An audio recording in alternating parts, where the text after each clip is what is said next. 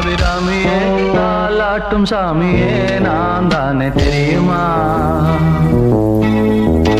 சிவகாமியே சிவனில் நீயும் பாதியே அதுவும் உனக்கு புரியுமா?